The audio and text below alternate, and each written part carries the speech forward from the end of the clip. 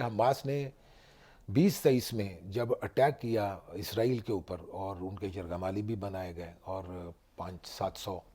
لوگ بھی مارے گئے، مبینہ طور پر یہ کم یا زیادہ ہو سکتے ہیں، لیکن حماس کو ذمہ دار قرار دیا گیا۔ اس کے بعد پھر اسرائیل نے ریاکشن میں جب سے یہ کام شروع ہوا ہے، تو آپ کو پتہ ہے کہ غزہ کا پورا سٹرپ انہوں نے ابھی تک تقریباً 60-70 ہزار کے قریب جو ہیں، if I am not mistaken, calculation میں نمبر اوپر نیچے ہو سکتے ہیں لیکن ہزاروں کی تعداد میں انہوں نے وہاں پر قتل عام کیا ہے، بروٹل فورس استعمال کی۔ دنیا کا کون سا خطرناک ہتھیار ہے جو انہوں نے فلسطینیوں کے اگینسٹ استعمال نہیں کیا؟ حماس کی پوری لیڈرشپ انہوں نے مار دی ہے، حزب اللہ کو بھی انہوں نے مار دیا ہے، یعنی سینٹرل جتنے بھی کریکٹرز تھے جو اسرائیل کو رزسٹ کر رہے تھے یا اسرائیل کے خلاف انہوں نے گوریلا وار شروع کی تھی۔ اس پس منظر میں جب آپ دیکھتے ہیں کہ اسرائیل کا ہاتھ روکنے والا کوئی بھی ملک 57 کے قریب اسلامی اسلامی ملک ہیں، ممالک ہے۔ ان میں سے کوئی سامنے نہیں آیا، تو وہ اپنی مرضی کے مطابق اس نے نتائج لیے ہیں۔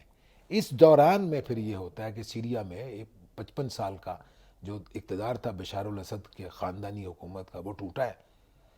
تو اس کو اندر سے کئی لوگ تو کہتے ہیں کہ اسرائیل نے وہاں پر سپورٹ دی ان تمام فیکٹرز کو جنہوں نے بشار الاسد کو پھر اس کا ناطقہ بند کیا، پھر اس کو ملک سے بھاگنے پر مجبور کیا، تو سیرین جو کمپیکٹ تھا پولیٹیکل، وہ سارا ڈسٹرب ہو گیا۔